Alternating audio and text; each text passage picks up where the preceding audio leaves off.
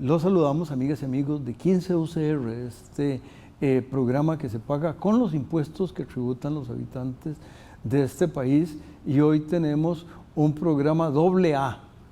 Antonio Ayales, hasta hace muy poquito, director ejecutivo de la Asamblea Legislativa, nos está acompañando.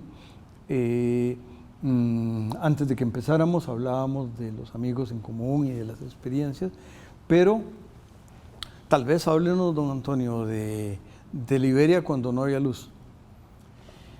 Yo nací en Liberia precisamente en 1950, un 25 de diciembre. Mi mamá me recordaba, está fallecida, que la noche anterior había estado haciendo tamales porque mis padres tenían un salón de baile. Y esa era la cena de tamales. Yo nací el 25, en esa época no había luz eléctrica, me contaba ella que era con un foco y con lámparas de esas de carburo. Y bueno, ahí pasé mi infancia en aquella Liberia de calles blancas, empolvadas, la famosa Ciudad Blanca. Mis padres, papá, un hombre dedicado a la agricultura y a la ganadería, pero mamá tomó una determinación importante en nuestras vidas. Nosotros somos varios hermanos, 4 hombres y una mujer, de educarnos acá en San José. Entonces ella se trasladó acá en el año 57, 58. O sea, cuando ibas a empezar la primaria. Exacto, yo, que era el menor de los hombres, y mis hermanos en los grados hacia arriba. Y ahí fue como nos educamos, y luego todos pasamos acá a la UCR, los 5 hermanos nos graduamos de acá en diferentes facultades, carreras. Yo sobre esa experiencia de haber sido, sí, en algún momento de los 50 estuve en Tierras Morenas, que eso es en Tilarán, y la casa donde nos quedábamos, que era de una tía de nosotros, había un dinamo que lo prendían a ciertas horas, ¿verdad? Es decir, había una paja de río, y en el dinamo, con eso se generaba electricidad en algún poquitas horas, y seguramente daba nada más para ¿cómo se llama? Para bombillos. Pero bueno, no tenía idea de que Liberia tenía esa característica. Sí, Liberia, la prosperidad de Liberia y de Guanacaste en general, yo diría que ha sido pues a través del desarrollo del turismo. El proyecto de Papagayo, que ha traído inversiones muy grandes de hoteles, viviendas, la segunda vivienda de la gente, sobre todo los Estados Unidos, Canadá y algunos países europeos. Y eso ha creado un desarrollo importante, sobre todo en las costas. En el interior, llamémosle, sigue prevaleciendo una pobreza importante, tal vez de falta de oportunidades. La ganadería y la agricultura han disminuido notablemente. Y bueno, yo creo que mucha gente de allá ha migrado buscando empleos hacia San José o hacia las ciudades más importantes, Heredia, Alajuela, Cartago. Y eso, bueno, no deja de ser una preocupación, ese cordón. Pero también me parece que hay una migración importantísima de gente del Valle Central que se ha ido a los muy buenos trabajos que existen en ciertas actividades. Bueno, por decir algo, Franklin Chan y su Astra, la Universidad de ERT heredó un poco de don Daniel Uduber, o más bien de doña Marjorie. De doña Marjorie, de la Flor, correcto. Digamos,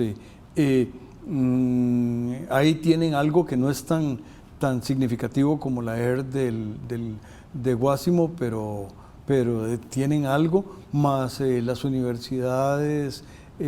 Yo tenía el sueño, tengo la sospecha de que no lo haré, pero ahora el saber que nació usted en Liberia a la larga me reafirma algunas ideas. Yo quería el año entrante con el bicentenario de donde ustedes, los liberianos, no se apuntaron. No se apuntaron en la primera instancia. Que por cierto, eso es totalmente equivocado. Uno es responsable de lo que uno hace, no de lo que hicieron los abuelos o los bisabuelos. No, es decir,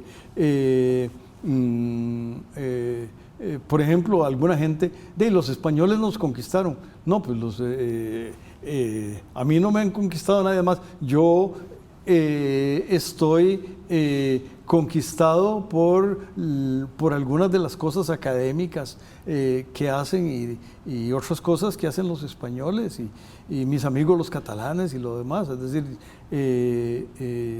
¿cómo se llama? De manera que esa, pero no, yo creo que Economía y Sociedad podría ser unos lindos programas en esa provincia que es de la patria por nuestra voluntad, por la voluntad de ustedes. Claro, estamos a un año de ese es el bicentenario y es una fecha sumamente importante. Si bien es cierto, Liberia en un inicio no estuvo de acuerdo con la elección, que era Nicoya, el partido de Nicoya. Posteriormente el Guanacaste se ha integrado completamente a este país, que lo acogió de muy buena forma, de una manera, diría yo, muy cálida y de una gran identificación. El folclore guanacasteco es prácticamente el folclore nacional, es algo que Costa Rica no tiene folclore, entonces Guanacaste es el que le da toda la electricidad, más le da... y por electricidad estoy hablando de geotermia y estoy hablando de los molinos de tu pensamiento y no el tuyo, sino el de la lluvia, el del viento que viene del Caribe.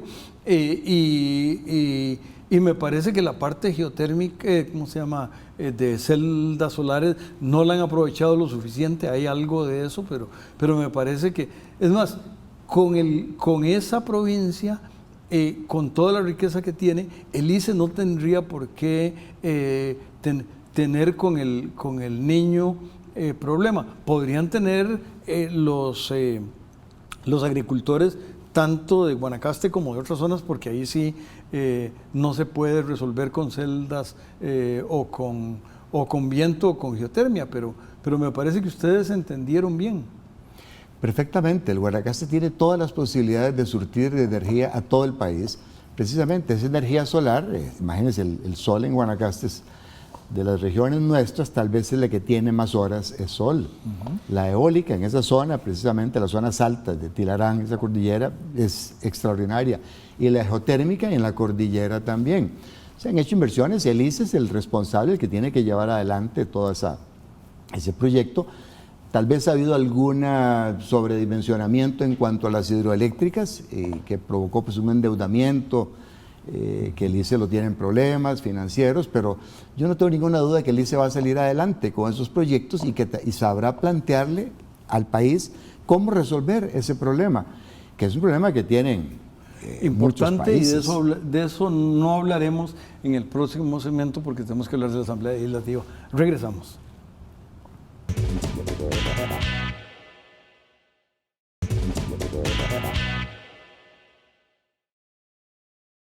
Ya contamos en el primer segmento, amigas y amigos, que la mamá de don Antonio tuvo la lucidez de traer a don Antonio a la primaria y todo lo demás hasta la Universidad de Costa Rica. ¿Cuándo se le ocurrió ¿cómo se llama? Que era interesante trabajar en la Asamblea Legislativa? Y me imagino que le debe haber tocado posiblemente, ya había pasado del edificio básico posiblemente al de los Salazar y al del Sion, posiblemente le tocó un poco gestionar eso más todo lo demás. Cuéntenos un poco de sus inicios, no en Liberia, sino en Cuesta de Núñez y Cuesta de Moras. Sí, yo inicié mi carrera en el Banco Nacional, posteriormente pasé a CODESA, la Corporación de Desarrollo, que tenía varias subsidiarias. Una de ellas, Algodones de Costa Rica, me tocó presidirla como presidente ejecutivo, y en esa oportunidad tuve los presidentes de esas empresas, nos reuníamos mensualmente, y ahí conocí al ministro de Agricultura, que era don Antonio Álvarez, allá en los años del gobierno de don Luis Alberto Monge. Posteriormente, cuando me tocó a mí liquidar los activos de la empresa hasta el Corsa, Algodones de Costa Rica, me llamaron para desempeñarme como gerente de la Fundación Omar Dengo, un grupo de intelectuales, académicos, que encabezaba don Francisco Antonio Pacheco, don Gabriel Macaya, don Víctor Buján, en fin, un grupo de personas destacadas del ámbito académico.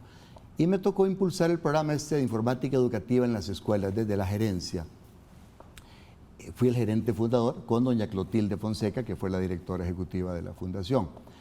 Estando ahí en el año 95, 94, 95, don Antonio Álvarez me dijo que me parecía la posibilidad de asumir la dirección ejecutiva de la Asamblea Legislativa. Y era un campo que yo no había explorado nunca. Acabo de mencionarle los trabajos en que me había desempeñado y nunca pensé en esa opción. Don Francisco Antonio Pacheco me había recomendado y postulé el nombre.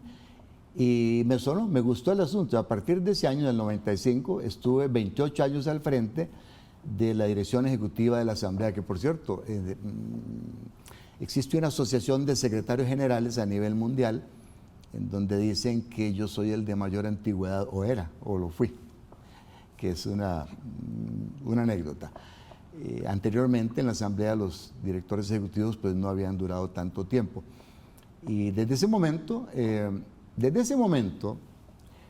con don Antonio se me planteó la opción o la oportunidad, la necesidad de construir un edificio. Ahí estaba la Asamblea adquiriendo el Castillo Azul a don Carlos Manuel Cañas, la Casa Rosada, don Carlos Salazar también, que era propietario, después se adquirió el Sion, y posteriormente una serie de propiedades que se alquilaban en muy malas condiciones. Era deplorable realmente. El diputado tiene que estar atendiendo a ministros, a embajadores, a diferentes personalidades, a su misma gente de las comunidades, y en esas condiciones pues no eran aceptables, era algo realmente penoso. La gente se torcía tobillos, trepando escaleras con huecos, los pisos muy mal llenos de huecos, en fin. Pero qué difícil es construir obra pública en este país, y en eso no estoy descubriendo el agua tibia.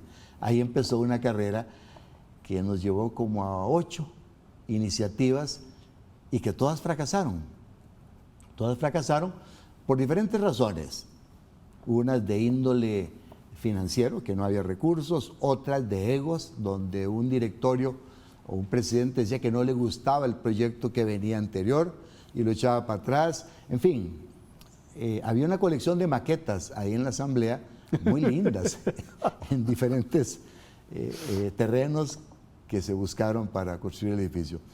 Y no fue sino hasta que apareció la figura esta del fideicomiso con el Banco de Costa Rica que se pudo hacer realidad. Y ese es un tema importante para el país. Bueno,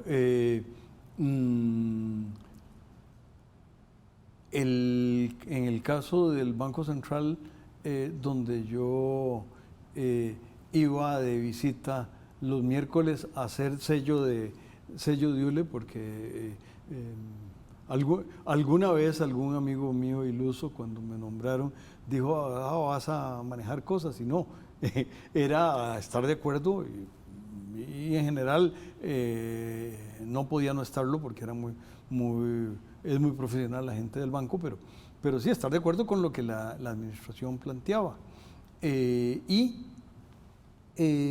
Esa experiencia es muy rica y a ustedes les tocó una, con excepción de don Francisco Antonio, que que fue presidente los 4 años, y ahora Arias Sánchez, que lleva 2, y quién sabe si va a tener más, pero en general lo típico es que fluctúen. Entonces, de alguna manera voy a decir una frase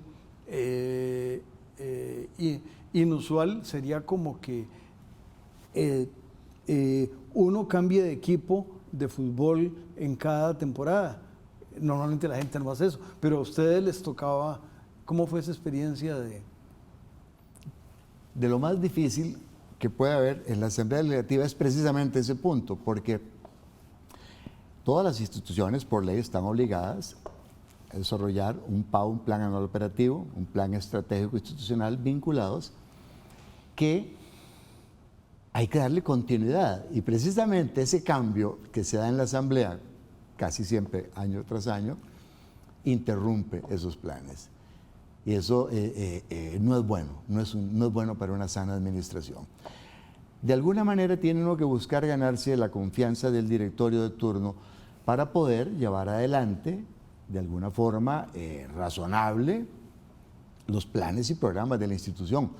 Pero ese es uno de los problemas más serios que tiene la Asamblea. Pero vea qué interesante, ahora que usted menciona el Banco Central, déjeme robarme un par de minutos porque esto es interesante que el país lo conozca. Vamos a hacerlo en el siguiente segmento, sí. Para no tener que interrumpirlo. Regresamos.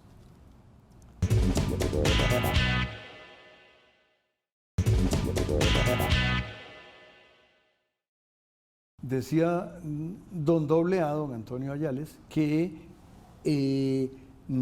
cuando él hablaba de fideicomisos y yo metía el Banco Central, decía que a cuentas del Banco Central, y por favor ahora sí. Sí, en el edificio de Cuestemoras fue iniciado su construcción por don León Cortés en la administración 3640. Ese edificio quedó a medio palo porque se interrumpió por la guerra. Los materiales para construir ese edificio venían de Alemania y de Checoslovaquia. Entonces se paró. Don Pepe Figueres, don José Figueres Ferrer, en el 58, en marzo del 58, ordenó el traslado del Palacio Nacional a Cuesta de Moras. Traslado temporal. Increíble. Para dar paso a la construcción del Banco Central. Por eso ahora que usted mencionaba el Banco Central me acordé. Ahí estaba el Palacio Nacional, donde está el Banco Central. Es correcto. Entonces dice el decreto, y por ahí lo tenía yo, se traslada temporalmente y aprobó el plenario, aprobó una partida de 2 millones de colones para la construcción del nuevo edificio de la Asamblea Legislativa, que iba a estar ubicado diagonal a la Casa Presidencial. Casa Presidencial estaba ubicada donde está el Tribunal Supremo de Elecciones, diagonal a la Casa Presidencial. Eso creo que era de la compañía bananera. Sí, correcto. Diagonal a la Casa Presidencial es donde está la Biblioteca Nacional. Ahí era el destino de la Asamblea Legislativa. Bueno, imagínense, la Asamblea permaneció 62 años en esos edificios. Esa temporalidad de 62 años llevó, porque antes que yo llegara hubo también otros intentos de construcción de edificios. Ahí están los decretos y acuerdos, comisiones de diputados, y todos fracasaron. Allá por los años, en 2010, 11, los fideicomisos daban sus primeros pasos de obra pública. Ya había constituidos algunos con el ICE, pero de explotación de energía, la geotérmica, pero propiamente de construcciones no había. Iniciamos con la Universidad de Costa Rica, precisamente con la ciudad universitaria nueva, el proyecto nuevo, que era mucho más grande que el nuestro. Trabajamos juntos, diseñando mecanismos de control, en fin, todas esas cosas que tiene que tener la administración pública. Y logramos firmarlo. Y era ese precisamente el punto en donde se sacaba de las manos de los diputados la construcción del edificio. Y bueno, me tocó a mí coordinar un grupo de distinguidísimos profesionales de la parte administrativa para llevar adelante el proyecto. Y fue la única manera de hacerlo realidad, porque si no, no se hubiera podido. El diputado siempre se mete y cada quien tiene su ego y sus cosas, y todo el mundo opina, y al final de cuentas no se hace nada.